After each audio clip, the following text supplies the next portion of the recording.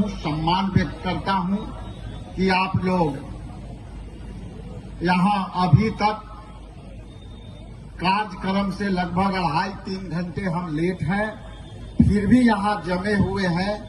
मैं आप सबके प्रति आभार प्रकट करता हूं। मैं कार्यक्रम के बातों को आगे रखते हुए हम बाबा साहेब भीमराव अंबेडकर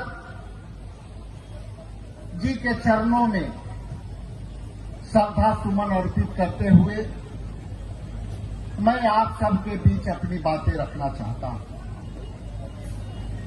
जैसा कि आप जानते हैं कि बिहार प्रदेश कांग्रेस कमेटी में विगत मंथ 19 अप्रैल को राहुल गांधी जी ने मुझे एक दायित्व दिया और वो दायित्व था मुझे बिहार प्रदेश कांग्रेस कमेटी के अध्यक्ष बनाना। इसलिए इस मंच से मैं उनके प्रति और आदरणीय मल्लिकार्जुन खड़गे जी के प्रति सम्मान व्यक्त करता हूं, आभार व्यक्त करता हूं। मैं जहां तक जानता हूं कि हमारी सामाजिक न्याय की लड़ाई सीधे तौर पर फिरका परस्त ताकतों से, और जब हम सामाजिक न्याय की बात करते हैं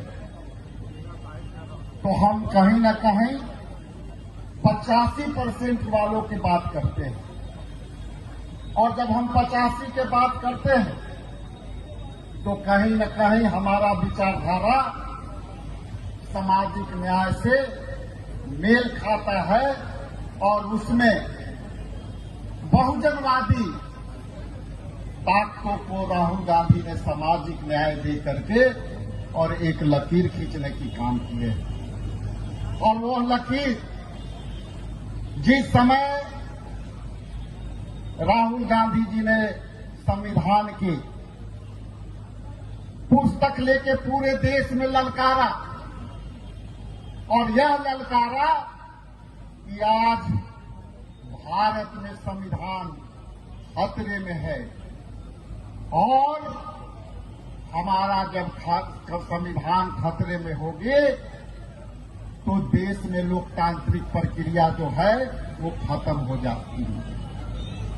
कई लड़ाइयां एक साथ चली, और जब चलने लगी तो बाबा साहेब के अपमान करने वाले लोगों को पैर तर से जमीन खिसक गई।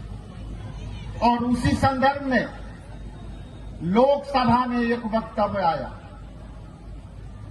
और गृह मंत्री ने आज तक जो है माफी नहीं मांगा कि बाबा साहेब भीमराव अंबेडकर जी को जिस तरह सदन के अंदर उन्होंने अपमानित टिप्पणियां की, सामाजिक न्याय के पालन करने वाले उन सभी लोगों के दिल में घात पहुंचा है, और आज जो है ये महसूस करने लगे हैं कि सच में हमारा संविधान खतरे में है।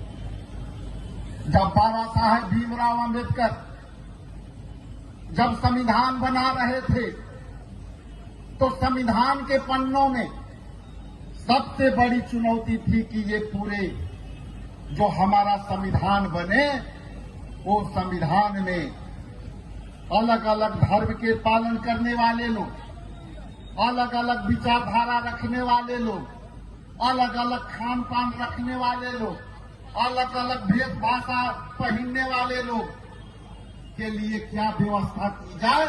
और इसीलिए बाबा साहेब ने मौलिक अधिकार का जो है उन्होंने संविधान में लिखा, और वह मौलिक अधिकार के तहत हमें धर्मनिरपेक्षता की पाठ पढ़ाता। और आज पूरे देश में आज कौन सी माहौल खड़ा है। आप जब धर्मनिरपेक्षता की बात करते हैं तो धर्मनिरपेक्षता में हमारा यहाँ पे आपस में नहीं सिखाता।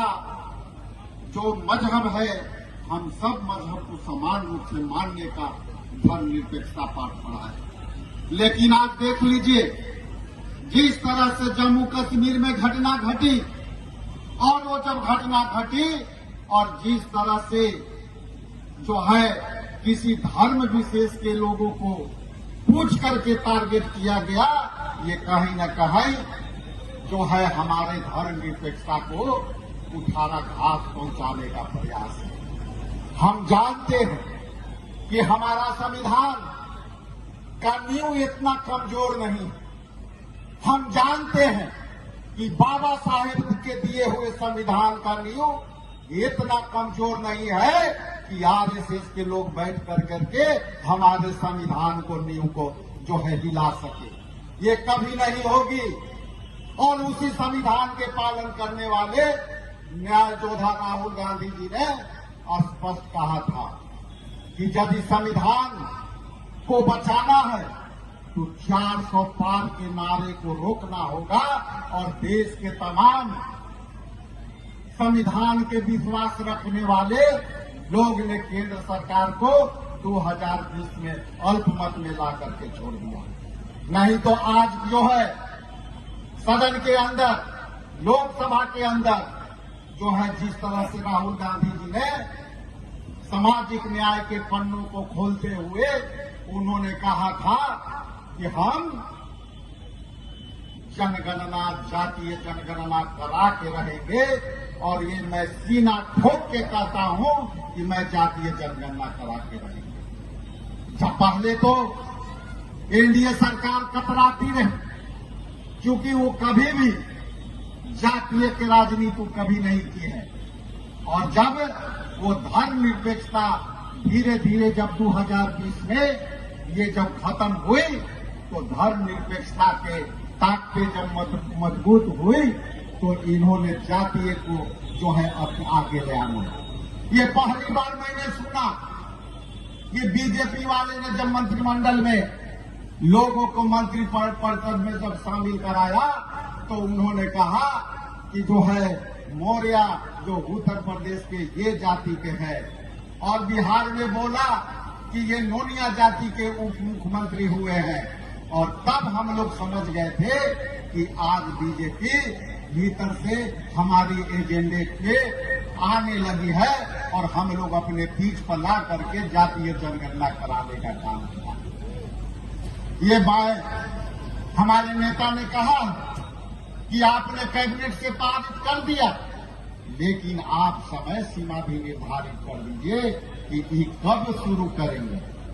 और इस मंच के माध्यम से आप सभी से निवेदन करता हूं कि ये जातीय जनगणना के लिए सीमित सीमा होनी चाहिए और इसके लिए बजटरी प्रोविजन होना चाहिए।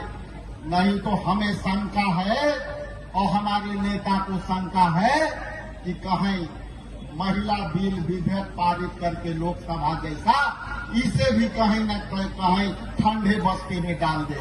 इस बात के लिए शंका है। इसलिए इस मंच के माध्यम से हम मांग करते हैं, हमारे नेता भी मांग किए हैं कि आप जातीय जनगणना जल्दी शुरू कराओ, सीमित सीमा के अंदर शुरू कराओ और उसको सीमा को जो है आप बजट का प्रावधान करें। साथ ही उन्होंने कहा है